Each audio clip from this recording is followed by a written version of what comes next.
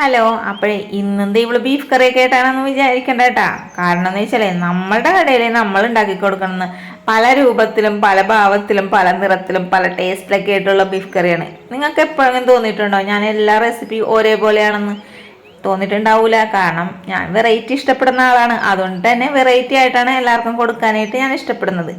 അപ്പം പറഞ്ഞും പിടിച്ചും വന്നപ്പോൾ 2 കിലോ ബീഫ് കറിയാണ് ഞാൻ വെക്കണം കേട്ടോ. കൂടുതലൊന്നും ഞാൻ വെക്കണില്ല, കാരണം ഡെയിലി നമ്മൾ ബീഫ് വെക്കണുണ്ട്. അപ്പം അത് 2 കിലോ മതി. അധികം പേർത്തൊന്നും മേടിക്കേണ്ട ആവശ്യമൊന്നുമില്ല. അത്രയ്ക്ക് പോളിക്കടയിൽ ബീഫ് കഴിയാൻ്റെ ഇടയിലും കുറുക്കൻ ചത്താലും കണ്ണ് കോഴിക്കൂട്ടിലെന്ന് പറഞ്ഞ പോലെ ചായക്കാരെങ്കിലും വന്നണ്ട എന്നുള്ള നോട്ടമാണ് അങ്ങോട്ടിട്ടാ.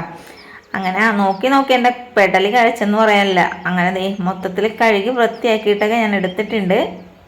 ഈ ബീഫ് കറിയൊക്കെ വെക്കുമ്പോഴേ എളുപ്പത്തിൽ ഉണ്ടാക്കാൻ പറ്റിയൊരു കറി ആയിരിക്കണം. അപ്പോൾ ആ ഒരു കറിയാണ് ഞാൻ ഉണ്ടാക്കണത്. അപ്പോൾ കുക്കറിൽ കുറച്ച് വെളിച്ചെണ്ണ വെച്ചിട്ടുണ്ട്. 2 കറുകപ്പട്ടയും 2 ഏലക്ക ഇട്ട് പൊട്ടിയതിന് ശേഷം ഒരു 4 സവാള അരിഞ്ഞതും കൂടി ഇട്ട് കൊടുത്തിട്ടുണ്ട്.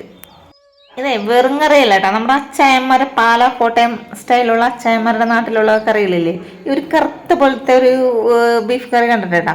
ആ ഒരു കറി വെക്കാനുള്ള തയ്യാറെടുപ്പിലാണ്. അതുകൊണ്ട് തന്നെ സവാള നന്നായിട്ട് വഴറ്റിയിട്ടുണ്ട് കേട്ടോ, ഒരു ബ്രൗൺ നിറമാണ്. എന്നിട്ട് അതിലേക്ക് ഇഞ്ചി വെളുത്തുള്ളി ചതച്ചതും കൂടി ചേർത്ത് കൊടുത്തിട്ടുണ്ട്. ഇഞ്ചി വെളുത്തുള്ളി ചതച്ചതിൻ്റെ അളവെന്ന് വെച്ചാൽ ഒരു തുടം വലിയ തുടം വെളുത്തുള്ളിയും ഒരു വലിയ പീസ് ഇഞ്ചിയാണ് ചതച്ചിട്ട് കൊടുത്തേക്കണം. ഒരു തക്കാളി അരിഞ്ഞിട്ട് കൊടുത്തിട്ടുണ്ട്. ഒരു 12 പച്ചമുളക് ക്രഷ് ചെയ്തെടുത്തേക്കണം, അതും കൂടി ഇതിലേക്ക് ചേർത്ത് കൊടുത്തിട്ടുണ്ട്. എന്നിട്ട് ഇതെല്ലാം കൂടി ഇട്ടിട്ട് ഒന്നും കൂടി നന്നായിട്ട് ഒന്ന് വഴറ്റി കൊടുക്കുക. ഈ ബീഫ് കറി വെക്കണ കണ്ടിട്ട് കോട്ടയത്തുള്ള ആൾക്കാരെ ഇങ്ങനെയല്ല ബീഫ് കറി വെക്കണമെന്ന് പറയരുതട്ടോ. കാരണം എന്ന് വെച്ചാൽ ഞാൻ നോക്കിയിട്ട് ഇങ്ങനെ തന്നെയാണെന്ന് എൻ്റെ വിശ്വാസം. അതുകൊണ്ട് തന്നെ ഞാൻ ഇതേപോലെ വെക്കണത്. ഇനി ഇതിലേക്ക് 1 സ്പൂൺ മുളക് പൊടിയും ഒരു 3 സ്പൂണോളം മല്ലിപ്പൊടിയും കൂടി ചേർത്ത് കൊടുത്തിട്ടുണ്ട്. അതേപോലെ തന്നെ 1/2 സ്പൂണ് മഞ്ഞൾപ്പൊടിയും കൂടി ഇട്ട് കൊടുത്തിട്ടുണ്ട്. ഇനി ഇതിലേക്ക് നമ്മൾ കുരുമുളക് പൊടിയാണ് ചേർത്തത്. ഏകദേശം 2 സ്പൂണോളം ചെറിയ സ്പൂൺ ഇട്ട് കൊടുത്തിട്ടുണ്ട്. പിന്നെ പെരിഞ്ജീരകത്തിൻ്റെ പൊടി ഇട്ട് കൊടുത്തിട്ടുണ്ട്. ഇനി ഇതിലേക്ക് മീറ്റ് മസാലയാണ് ചേർത്ത് കൊടുത്തേക്കുന്നത്. എന്നിട്ട് ഇതെല്ലാം കൂടി നന്നായിട്ടൊന്ന് മൂപ്പിച്ചെടുക്കണം. മസാലയ്ക്ക് നന്നായിട്ട് മൂപ്പിക്കണം കേട്ടോ, എന്നാലേ ഈ ബീഫ് കറിക്ക് ആ ഒരു കളറ് നമുക്ക് കിട്ടുള്ളത്. ഇതേപോലെ കണ്ടാ മനസ്സിലായ എല്ലാവർക്കും? ഇതേപോലെ തന്നെ മൂപ്പിച്ചെടുക്കണം കേട്ടോ. അതിനുശേഷം നമ്മൾ കഴുകി വെച്ചിരിക്കുന്ന ബീഫ് ഇതിലേക്ക് ചേർത്ത് കൊടുക്കണം. പിന്നെ പറയേണ്ട ആവശ്യമില്ലല്ലോ എന്താ ചെയ്യേണ്ടതെന്ന്. അങ്ങനെ ഇളക്കി കൂട്ടുകയെന്നേ, നന്നായിട്ട് അങ്ങോട്ട് ഇളക്കി കൂട്ടി ഒരു 5 മിനിറ്റോളം ഇളക്കി കൂട്ടണം കേട്ടോ. അപ്പം അതിന് ശേഷം വേണം നമുക്കിത് മൂടി വെച്ചിട്ട് വേവിച്ചെടുക്കാനായിട്ട്.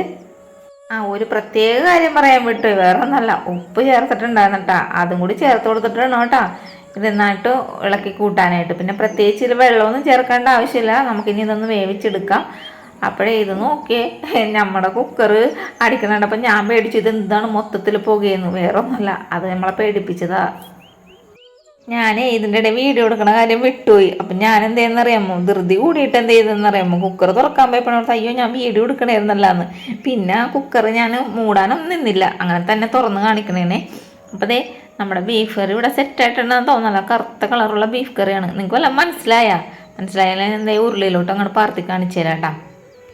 ഇനി ഇതിലേക്ക് കുറച്ച് ഗരം മസാലയും കൂടി ഇട്ട് കൊടുക്കുന്നുണ്ട്. എൻ്റെ ഫോണിൻ്റെ കംപ്ലൈൻ്റ് ആണെന്ന് തോന്നുന്നുണ്ട്, ഇച്ചിരി മങ്ങിയ പോലെ നിൽക്കേണ്ട. ആ പോട്ടെ, നിങ്ങളുടെയൊക്കെ സപ്പോർട്ട് ഉണ്ടായിട്ട് വേണം എനിക്കൊരു നല്ലൊരു ഫോണൊക്കെ മേടിച്ചിട്ട് നല്ല നല്ല വീഡിയോസ് അങ്ങോട്ട് അപ്ലോഡ് ചെയ്യാനായിട്ട് കേട്ടോ. അപ്പോൾ ഇതേ കുറച്ച് കറിവേപ്പിലയല്ല മല്ലിയിലയും കൂടി ചേർത്ത് കൊടുത്തിട്ടുണ്ട്.